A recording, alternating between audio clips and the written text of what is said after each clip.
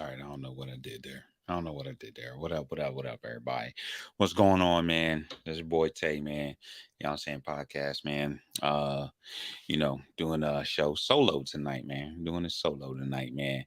Um, you know, uh yeah, man, doing a show solo tonight, man. And yeah, man. So I'm gonna apologize if I say a lot of ums and things of that nature, man, because I think tonight having to deal with some news again, white supremacy, strikes again, black folk just minding our own black ass business, you know what I'm saying? And, some white supremacists got to, come in and, and ruin it for black people, man. You know what I'm saying? If you haven't heard, there was a mass shooting in Buffalo yesterday, Saturday. Killed about 10 people at a grocery store.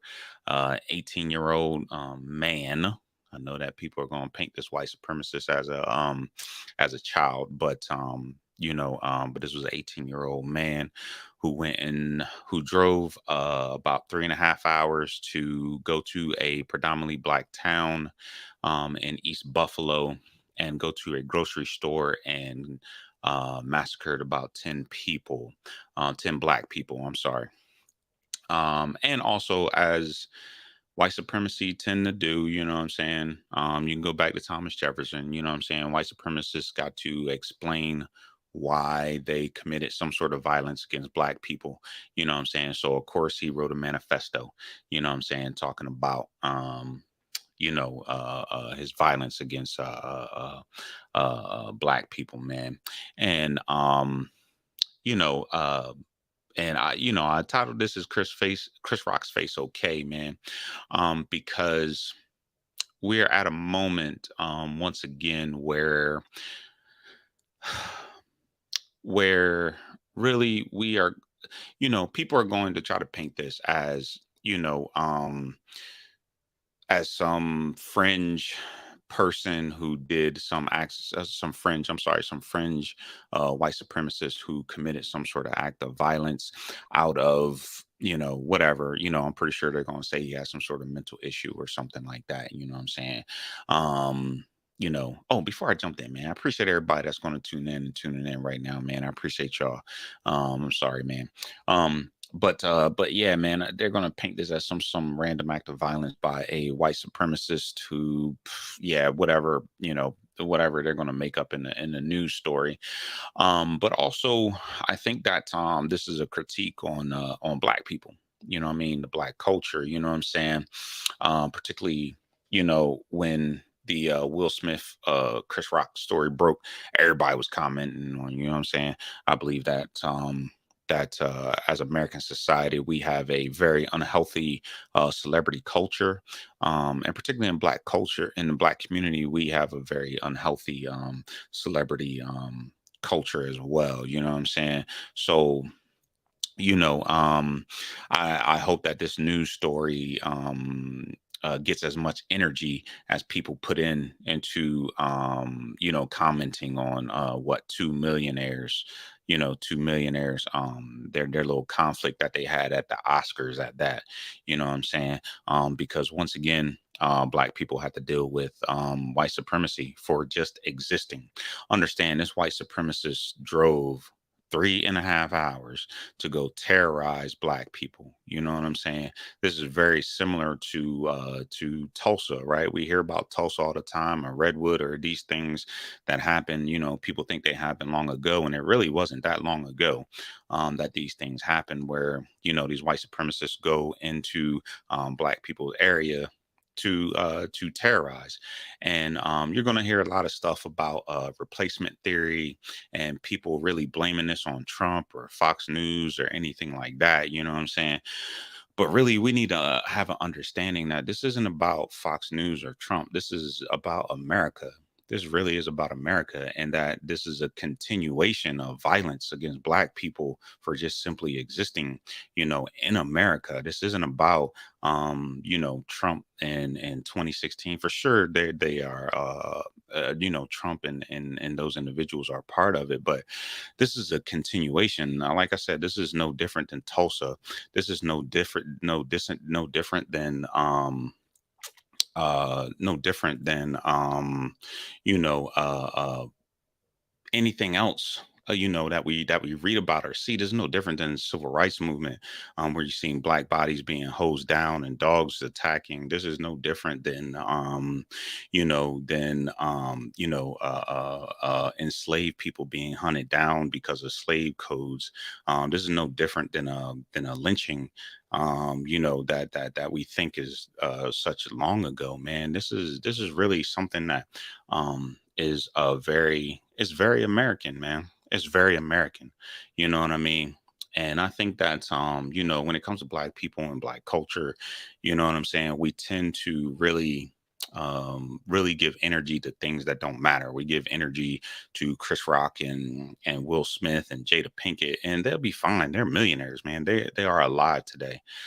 Today, a 77-year-old grandmother, who survived civil rights era, but to be killed in 2022. You know what I'm saying? She didn't make it. A grandmother that was 82 years old. Another grandmother that was like 72 years old. They didn't make it. They survived the worst of this. They're really, worst of this country. But you know what I'm saying? And they didn't make it because this is a continuation of America. This is what America is. And once this news story makes the news on throughout the week, there's going to be individuals that's going to be bring up Martin Luther King, man, and leave Martin Luther King out of this. You know what I'm saying? Leave Martin Luther King out of this. Martin Luther King has nothing to do with this. You know what I'm saying?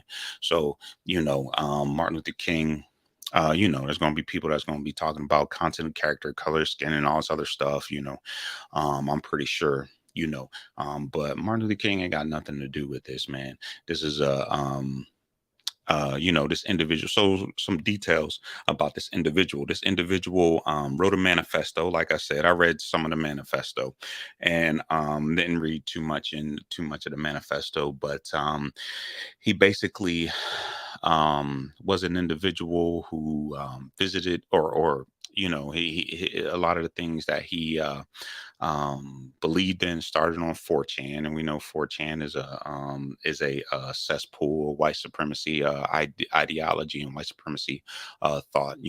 So there's a lot of memes and things that are out there on 4chan that he believed in, and that he believed in it so much that he decided to drive 4 hours away to go murder black people. You know what I mean? Who was minding their black ass business. You know what I'm saying? So, I hope that a lot of people, and I'm an individual, man, that I don't really subscribe to a lot of celebrity news, you know what I'm saying? But however, I was gonna do a podcast today talking about Kendrick's album. You know what I mean? And how Kenya is mental health month, and talking about black men and mental health and things of that nature, and how it affected me. But really, man, this white supremacist story, really, this white supremacist going into and killing black people. I mean, it really, I'm tired, man. I'm tired, and I really wish that the rest of America was tired as well, specifically white Americans, right? Because people like to paint it as black Americans have a responsibility, um, have a responsibility to end racism. And we didn't start racism. We didn't create racism. We didn't create Jim Crow. We didn't create a lot of these systems and things of nature that created this town, East Buffalo. You know what I mean? We didn't do that. That white people had to have a vested interest in ending racism. You know what I'm saying? But the other sad part of that is that there are black people out here who benefit from racism, right? Martin Luther King talked about this, right? And W.B. Du Bois talked about it. Malcolm X talked about it. Um, other thought leaders in the 30s and 40s and 50s talked about how there is a group of black people, and I just ordered a book. I can't remember what the book's called. It's talking about the black bourgeoisie, but it's really talking about how black people in the middle class, they get to the middle class and they forget where they come from. You know what I'm saying? That's been something that we talk about in the black community for a long time. For a long time. It's in our music, it's in a lot of our literature, a lot of our art stuff. Black people who get in the middle class and they benefit from, white supremacy, and they benefit from supremacy ideology and things of that nature.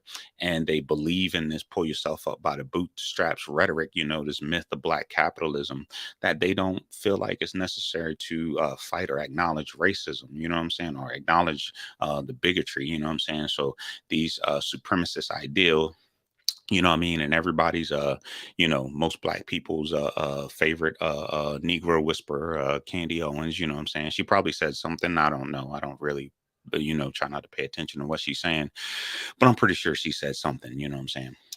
But when black people get in the middle class, to forget about everybody else, the holistic, right, the whole of the individual, you know what I'm saying. And it make us do things like put energy into Will Smith smacking Chris Rock, right. We put so much energy into that, but we don't put a lot of energy into making sure that we are attacking these systems of supremacy, you know what I mean, calling these things what they are, because because it really is, yeah, it really is an open market. I mean, that's really what it is, you know what I'm saying. I mean, not just on Twitter but anywhere. This man was on 4chan, you know what I'm saying. He was a 17-year-old that that people knew had these white supremacist ideologies, you know what I'm saying. But again, America, right, like Nina Simone said, goddamn America, allowed this 18-year-old to go purchase a gun. You know what I'm saying? A gun, by the way, an AR-15 that he wrote on. So he took the time to write on this gun. And on the iron sight, he put nigger on the iron sight, right? He put Black Lives Matter on there. Dylan Roof, here's your reparations. Um, you know, uh, and I'm trying to see what else he put on here. Um, yeah, he put a bunch of, again, man, have no zero disregard for human life. You know what I'm saying? That black people are human. You know what I mean? And I'll try to get into more of what he wrote in his manifesto. But I think that, before people start delving in these conversations, before you start to bring Martin Luther King into this, you know what I'm saying? Understand that that town in East Buffalo, or that community in East Buffalo, suffered a lot of the issues that deals with racism, right? The grocery store that those black people got shot at was called Tops.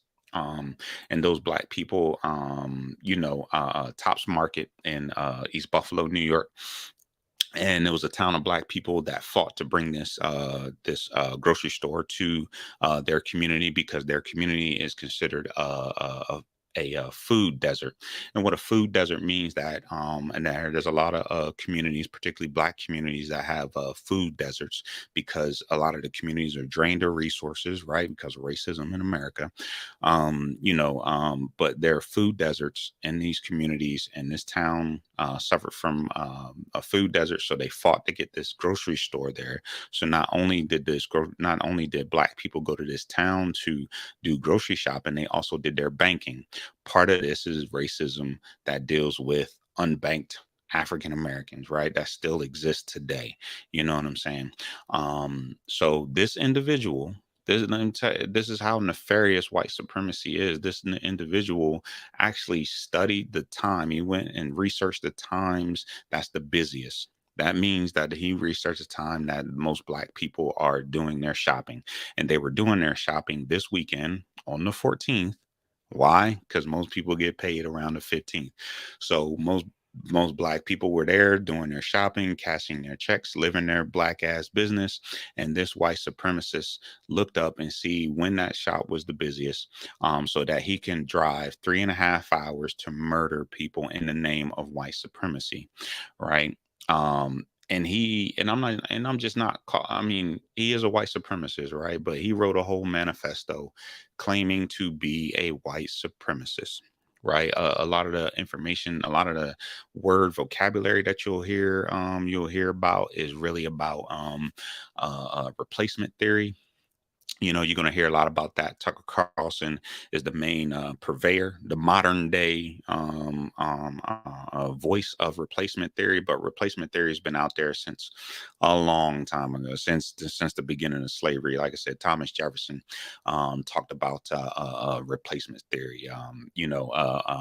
A huge part of creating a lot of the laws, which and during enslavement time was to make sure that peoples of African descent who were predominantly in towns where they outnumbered the white people, that they didn't have freedoms, and they didn't wipe away the white people. Basically, there was marriage law, miscegenation laws. Miscegenation means that black people, an African person couldn't marry a person of European descent, because then the child is going to end up being, of African descent. As Thomas Jefferson, he has a number of African American descendants today about that.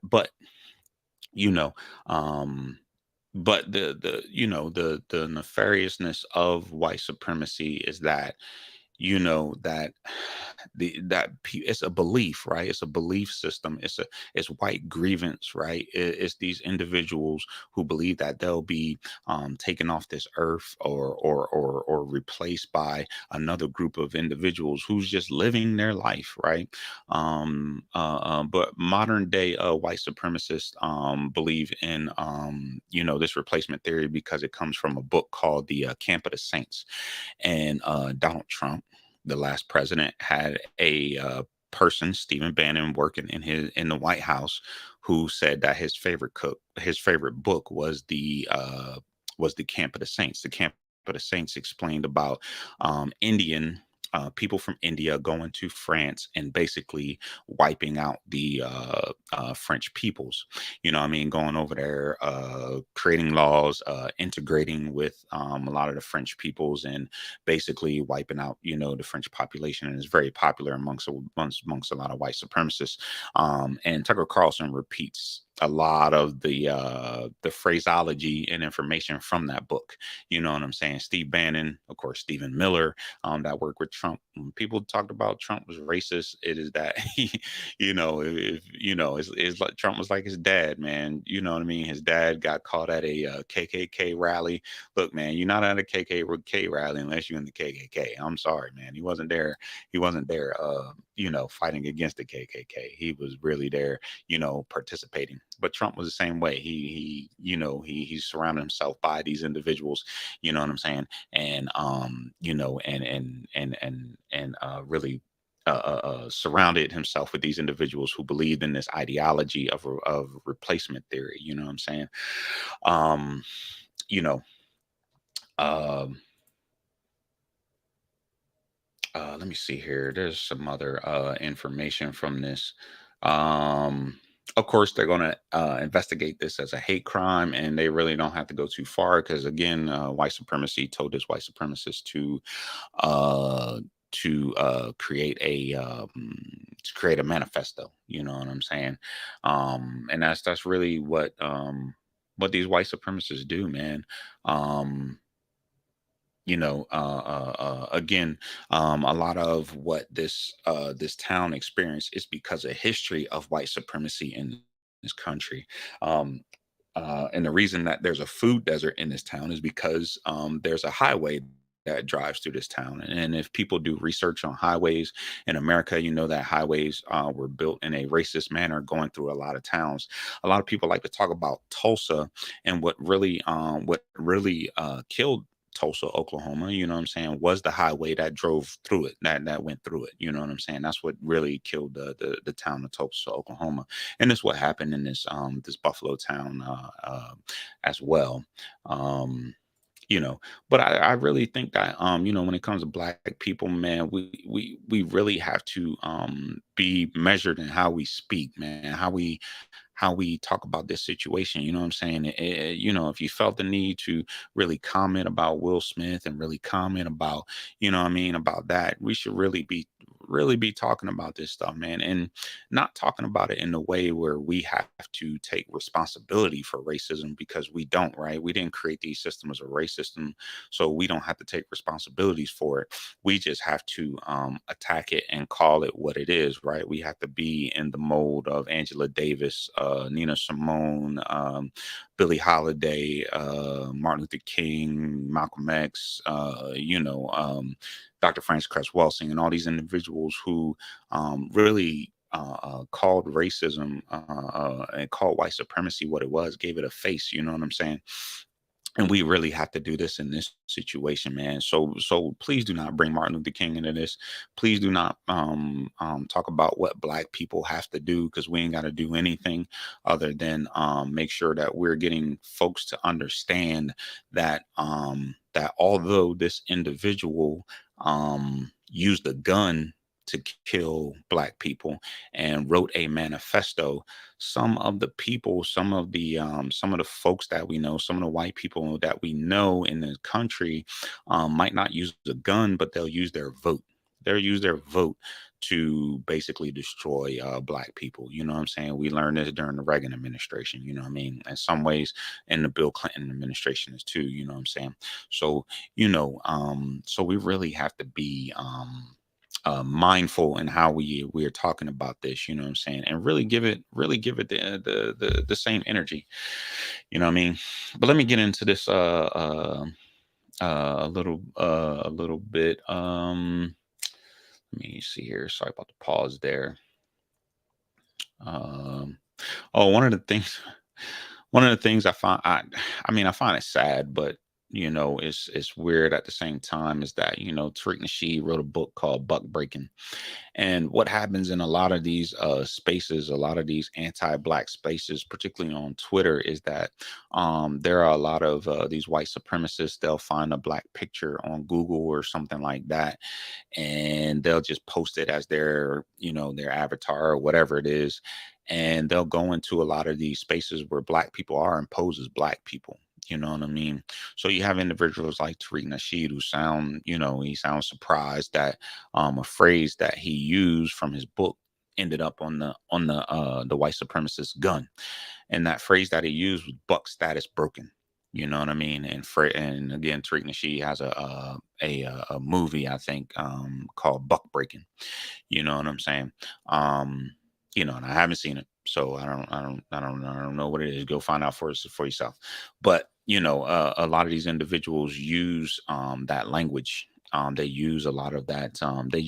They infiltrate a lot of Black people spaces, particularly Black people on the right, particularly Black people who really, I'm gonna say it, they really don't like Black people. You know what I'm saying? But they are part of the Black culture. And they listen to a lot of the language, and then they repeat a lot of the a lot of the language and things of that nature. That's why an individual like Candy Owens, these individuals look up to her, because she uses her Black skin as a shield for their white supremacy. You know what I mean? Which I'm saying, like, she probably did it already. So it's sad, because we are at this moment again where you know this country, it took forever. We just passed we passed a lynching law. It took hundreds of years to do that.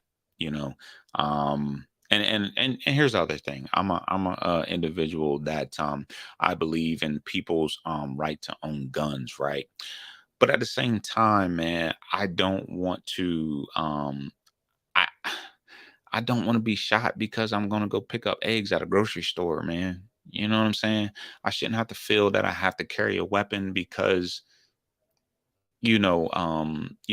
these crazy individuals are out here who are quote unquote good guys with a gun, and then they turn into bad guys with the gun, like this individual. You know what I'm saying? We allowed this 18-year-old, when I say we, I'm talking about America, and America's laws allowed this 18-year-old to purchase a weapon, and they knew he wasn't he was mentally, he had these racist ideologies, these bigoted beliefs, and they still allow this individual to purchase a gun. And always you're going again, man. I know the conversation is going to happen to where you have these individuals where we talk, people are going to be like, oh man, it's just a fringe individual. Like, no, it's not, man. No, it's not. This is a continuation of terrorism against black people in this country. This is a continuation. Is and I don't take 10 people being taken off this earth, 10 black people, I'm sorry, being taken off this earth as something small. You know what I'm saying? This is the same as Dylan Roof, right? Dylan Roof going into a church, shooting up black people, minding their black ass business. You know what I'm saying? That's not anything small. You know what I mean? So we have to be very we have to be very deliberate when we're talking about these things. Talking about white supremacy and what that is and things of that nature. I don't see my book over here, but I have a book that I'm in and out reading called Phil God to White Supremacy. And it just goes over, what I'm saying, of course, 1619 Project and things of that nature, but it just talks about, you know, um the longevity, the perseverance, I guess, of white supremacy, man. One of my favorite shows was American Gods, right? And one of my favorite characters was Mr. Nancy, right? Anansi. He was an African god, and he talked about how white supremacy change to be the alt right, right? And that's what white supremacy does. It reimagines itself, right? Today it's the Proud Boys. It's black people like Candace Owens and Larry Elder and all these other individuals, Jason Whitlock and all these other individuals. That's how white supremacy like changes. And because we have because we want to, individuals that benefit from the hierarchy, you know what I'm saying, want to maintain the hierarchy, you know what I'm saying, and never really address any real issues that have any real need to get rid of racism.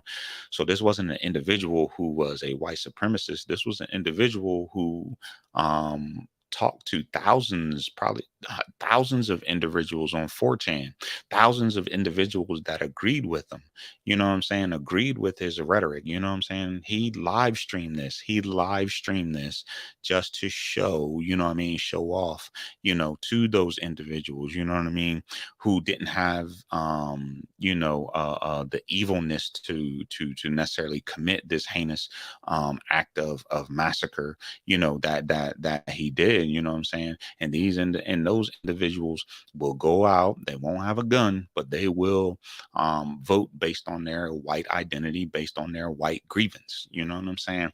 Because at the end of the day, you know what I'm saying, like, we have to understand that there is no white ethnic group, right? There is no white culture. You know what I mean? So these individuals have an identity, and that's their identity. Part of what he was talking about in his little manifesto there was about birth rates, right? So understand what the Roe v. Wade fight is. The Roe v. Wade fight is about birth rates, right? It is about the low birth rates, not only just with white Americans here in America, but Europeans as a whole. You know what I'm saying? So he talked about low birth rates. You know what I mean? But also, other people, these other individuals who are talking about, banning Roe v. Wade, and understand what Roe v. Wade is. Roe v. Wade is access to safe healthcare. Women healthcare is access to safe and private healthcare for women, you know what I mean, who has to make that decision when it comes to abortion, because it is their bodies, their own bodies. Oh, excuse me.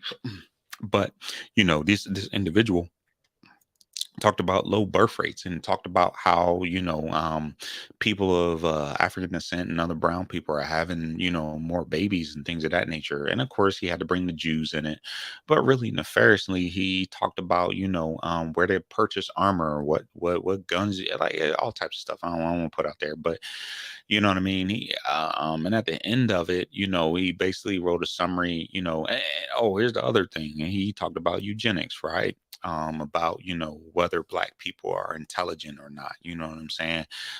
Whether black people have the intelligence to, talked about black people intelligence. Eugenics is a big part of racism and supremacy in America. It drove a lot of it drove medical practices. It drove education policies. It drove policing in America.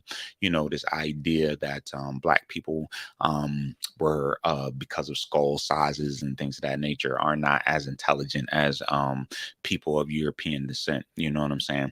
And this idea, it was written in this book right here, Stamped from the Beginning. So it's written in this book. Abram Kendi did a great job, man.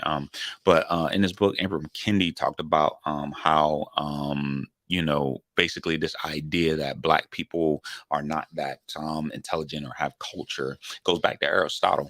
You have to understand that black people were being called black, going back to, way back in Greek times, because of course, black people, we didn't call ourselves black. We didn't call ourselves Negro, you know what I mean? Or colored, the only thing we called ourselves were Afro-Americans or African Americans. So, but this idea of eugenics, of black people not being as intelligent or anything like that, is really, a racist idea that has lasted the test of time. You know what I'm saying? And today, or yesterday in Buffalo, it really, manifested itself once again. You know what I mean? So I really hope that black people really take the time to really not take on a lot, not take on the idea that black people have to solve racism, because we did not create racism. We did not create the hierarchy that exists in America, or this idea. Well, let me say this. This man been on the earth for 18 years, right? He hasn't even been on this earth long enough to develop a hate for a group of people. So much so that he drove 3.5, 4 hours to go kill black people in a grocery store, right? But again, white supremacy is so pervasive in this country. White grievance is something that we don't really talk about in this country. That he thought it was important to take his grievances from 4chan to writing a 180-page manifesto, you know, and then doing research and targeting, terrorizing black people, right? And through all of that, this 18-year-old white supremacist still was able to get put in handcuffs alive. You know what I'm saying? Because America has no interest in really has no interest in really I won't say America. I'll say, policing practices really is about about how an individual looks, right? And protecting certain individuals, right? Dylan Roof got taken alive. Who's that kid? Timothy McVeigh, right? Got taken alive, and he was part of a KKK group. He got kicked out of the military because he was part of KKK, and he got kicked out because he went to a meeting that he wasn't supposed to. And and of course he blew up the government building, but he got taken alive. You know what I'm saying? Tamir Rice had a toy gun. 2 seconds, he's gone. You know what I'm saying? Breonna Taylor didn't even do anything. She got murdered. Sandra Bland didn't even make it to the police station. You know what I'm saying? So, we have these issues in policing to where, these individuals that do these heinous acts, somehow always these white supremacists always seem to make it in handcuffs and make it to, make it alive. You know what I'm saying? Um, uh, yeah, man. And I think that's, I really was really, upset this weekend, man. Like after hearing all that news, man, or hearing the news, man, because again, man, and seeing that these people that was in the grocery store, of course, they were elderly, so, these individuals that made it through Jim Crow or made it through, Jim Crow, in 2022 got taken off this earth because of a white supremacist. What I mean? America is a racist country, man. People, we just need to acknowledge that and understand that white people have to really, really want to get rid of racism, man. And again, man, the majority of white people in this country vote for the Republican Party. It's always been that way, or it's always been that way, especially after civil right or civil war, especially going into civil rights, especially the Reagan era. You know what I'm saying? And especially after the black man and his black wife and black children got into that White House. You know what I'm saying? White people are like, yo, we are going to vote for the Republican Party and majority white party, right? But they have no vested interest in getting rid of racism. You know what I'm saying? So black people don't need to take on that burden, man. That's not our burden to bear. And it's like James Baldwin said, man. That's how I felt this kind of this weekend. You know what I mean? It was like, man, to be consciously black is to be always in a state of rage. You know what I mean? That's really, you know what I mean? Like it's just that's what it is. Living in this country a lot, man. Sometimes, you know what I'm saying?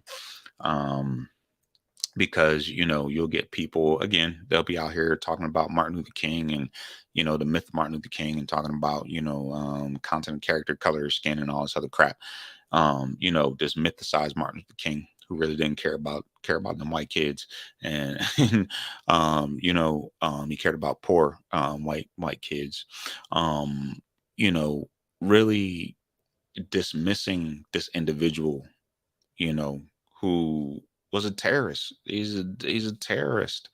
He's a terrorist. These people that are on 4chan, I hope they find everybody who was on that 4chan chat with them, because they're terrorists too. They're terrorists, man. They're terrorists. And even the people who silently agree with this individual will go out. They might not use a gun. Again, they might not use a gun, but they're going to use their vote. You know what I mean? So it's imperative that black people got to wake up and start voting in massive in numbers at 70%. Because here's the other thing, what I mean, that people don't understand. Like people will be like, oh, black people vote, 80%, 90% Democrat Party, but only we have only voted as a voting block at 60%. Like the eligible number of black people who could vote in this country, we have only voted at 60% of our population. That's it. And those three times that we voted at above 60% was both for Barack Obama and in 2020. That's it. Normally we're somewhere around 54, 54, maybe 55% or something like that. And then you spread us out, of course, across America. And those are pretty low numbers. They're low numbers. And then that number getting to the 30, maybe 20% during midterms, which is low numbers. You know what I mean? So, you got the math ain't mathing, man. Um, but let me see here. And uh oh shoot, let me see here. Let me get to this article, man. Let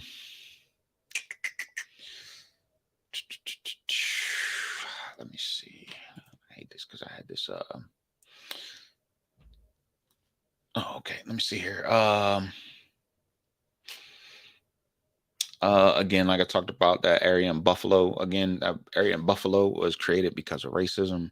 In this New York Times article titled "Gunmen Targeted Black Neighborhood Shaped by Decades of Segregation," written by Anshuka Patil, May 15, 2022. Um, the high concentration of black residents on Buffalo's east side um, was the reason he targeted this area. He said that in his manifesto. Um, a 2010 census found that the Buffalo Niagara Falls metro area was the nation's sixth most segregated when ranked specifically by the distribution of black and white residents. Um, Segregation is also a root cause, according to experts, of why efforts to bring an economic renaissance to Buffalo have done little for black residents. Again, black capitalism ain't gonna save us. Um, Even though there's a lot of myth in that. Um, of course, because of racism, because of racist policies that built this highway, racist policies that created the food deserts. Of course, not only does that create issues with food, it also create issues with health, housing, income, and education. You know what I'm saying? There's a reason why during the pandemic, Black people became the hardest hit group. A lot of it is because access to healthcare, meaning there was no hospitals close in a lot of these areas, mainly rural areas, particularly in the South. In a lot of these areas, there's low income, there's no access to affordable housing, and of course, education is low. You know, India B. Walton, she was a progressive that was running in Buffalo, who got really cheated out of a seat by a black man, who was a Democrat. Uh, really robbed her out of a seat. She said our government can't prevent things they actually cause. I mean, that's just what it is. You know what I mean? Um,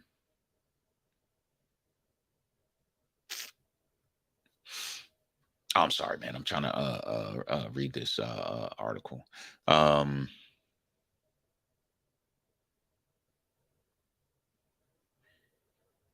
Oh, this article cost brings up pollution. You know what I'm saying? Pollution in a lot of black towns, a lot of black areas because of highways that go over black communities. And again, not just pollution from cars, but you also got noise pollution. So again, I talked about Tulsa, Oklahoma, and what drove a lot of businesses out of Tulsa, Oklahoma was the noise pollution because the highway goes right over top of the city.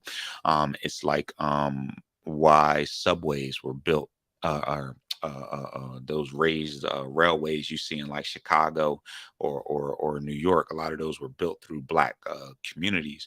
You know what I'm saying? And a lot of white people moved out of those communities, mainly for jobs, building the suburbs and things of that nature. But the noise pollution really prevents a lot of businesses from going to these areas, and people don't really want to shop and do things in these areas because it's just loud and it's noisy. You know what I'm saying? um one of the things that I read about, and then one of the elderly black women that was murdered by this white supremacist, was that she had just came from a food pantry. So because this white supremacist went up there, drove 3.5 hours to go terrorize and murder black people. Now that town that is already a food desert, now they're shut down because, of course, the law enforcement got to go in and do their investigation. So that means people can't buy groceries in this area. Again, white supremacy is violent. You know what I'm saying?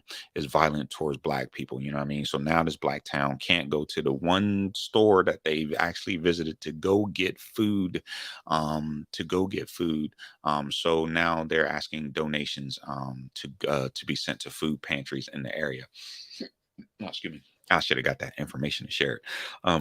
But they're asking donations in these areas. But because this white supremacist went up there and terrorized black people, now this pantry is closed. Now this grocery store is closed. So now black people can't get their checks cashed. So they can't get food. So it's a domino effect, right? You know what I'm saying? So, it really is, a sad and tragic situation. And it's sad and tragic because the continuation of white supremacy, the continuation of white supremacy for, decades, that span, back, hundreds of years, you know what I mean? And people who have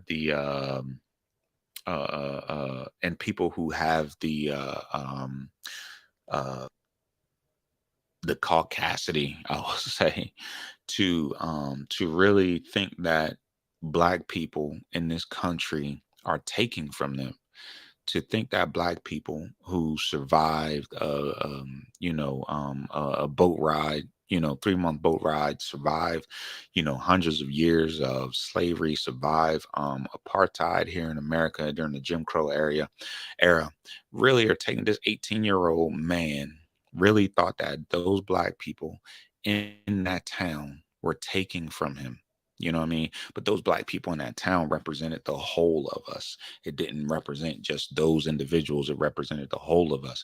So he thought he was doing white supremacist, work of getting rid of black people. Remember the replacement theory, that he talked about, in his manifesto, you know. Um, yeah, man. I'm gonna wrap up here, but I really hope that black people give really give this the same energy that we gave Will Smith and Chris Rock, right? Two millionaires that are doing fine today. They're doing fine. They have enough money. Chris Rock face is fine. You know what I'm saying? You know what I mean?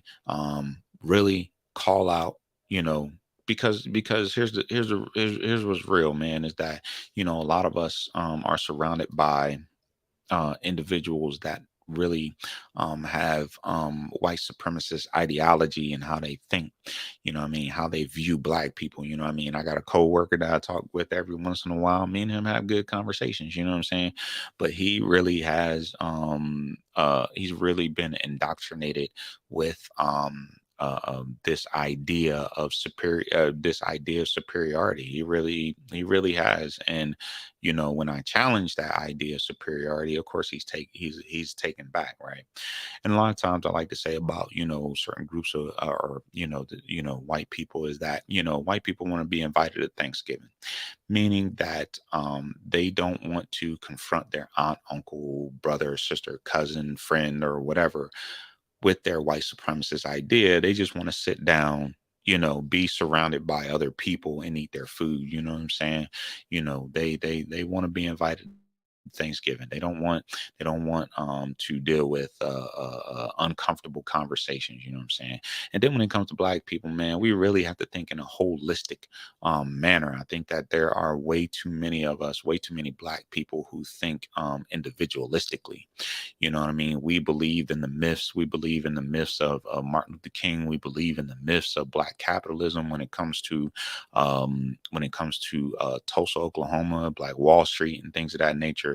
We believe in all these myths, and it create this individualistic mentality, this individualistic ideals. When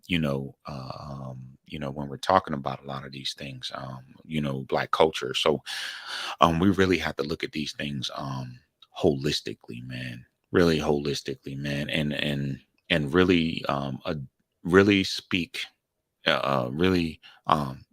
People say speak truth to power, but really speak to those individuals in a manner to get them to understand that, hey, man, you know what I'm saying, I'm just here living my black ass life, man. That's it. I'm just here living my black ass life. You know what I'm saying? And the things that you believe and the things that you participate in, you know what I'm saying, is a problem for me or for us as black people, because I keep saying it and I'm gonna keep saying it. Black people in America are an ethnic group. We are an ethnic group. We have a heritage in this country, and that heritage begins somewhere on the auction block in Charleston, South Carolina, or the Caribbean. So Caribbean or South America for some of us. So we are an ethnic group, man, and we really have to think ethnically. You know what I mean? We have to really think ethnically. We have to really think holistically when it comes to these things, man. Really put at the forefront the really put at the forefront of calling white supremacy what it is, man. Call a thing a thing. There we go. Call a thing, man, and do it without turning down your blackness, man. You know what I'm saying? Because at the end of the day, you know what I mean. A lot of white people and white adjacent folks, you know what I'm saying, have no interest in getting rid of racism, man. They benefit from it. You know what I'm saying? So, you know, and of course there's them black folk out there. There's them black folk out there who really who really have no interest in getting rid of racism because they really benefit from it. They're making millions of dollars from it. You know what I'm saying? So, you know. But that's it, man. That's my thoughts on it, man. Sorry I was all over the place, man. I really well today I was trying to, take care of some household stuff, man. So I didn't really get to write down everything that I was thinking. But but really, if you're going out and you participate in conversations with this story, really come at it from a ethnic perspective, come at it from a perspective, especially if you're participating with individuals in this who are right thinking, who try to say things like, well, what about Chicago or black on black crime, or you know what I'm saying? Those individuals, you know, don't give them the leeway or satisfaction um to create whataboutisms, right? Because anytime any of those individuals that bring up, black on black crime or Chicago, they're really trying to what they've been indoctrinated to believe is that black people are inherently violent, right? Crime is crime. FBI already said that there's no such thing as black on black crime. You know what I'm saying? And that's going back to 19 not about the 50s or so. So black on black crime is a eugenics belief that people keep bringing up. You know what I'm saying? And as black people, man, we really do need to hold our culture accountable, man. But in this instance, man, this is about talking about white supremacy in this country and talking about white supremacists in this country and the pervasiveness of white supremacy in this country, man. All right, man. Well, I'm gonna head out, man, and I appreciate you guys that's going to tune in, and appreciate everybody that did tune in. You know what I mean? Was in and out. Yeah, I seen you that was in there, so I appreciate it. So but be looking for this on our on your favorite podcast. Unfortunately, I did delete our old podcast. Because I just got to redo it, man. You know what I mean? I was going to talk about that, mental health. Maybe I'll still bring it up, but we'll see. But all right, man, I'm out of here. Peace.